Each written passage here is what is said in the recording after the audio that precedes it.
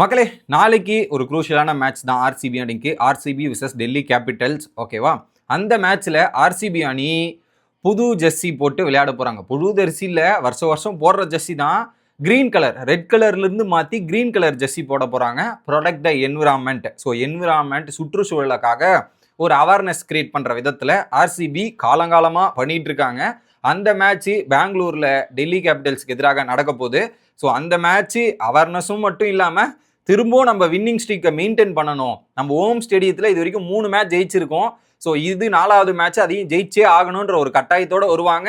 என்விரான்மெண்ட்டுக்கு அந்த வெற்றியும் பரிசு ஆற்றணும் அப்படின்ற ஒரு இலக்கோட நொழிய போகிறாங்கன்னு நினைக்கிறேன். நீங்கள் என்ன நினைக்கிறீங்க?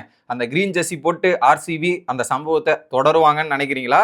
இல்லை டெல்லி கேபிட்டல்ஸ் முறியடிப்பாங்களான்ட்டு? ஏன் இந்த கேள்வி நீ கேட்குறேன்னு கேட்கலாம். போன வருஷம் இதே மாதிரி தான் KL ராகுல் வந்து அந்த இடத்துல ஒரு சம்பவம் பண்ணிட்டு போனார். அதனால தான் இந்த கேள்வி வந்துச்சு.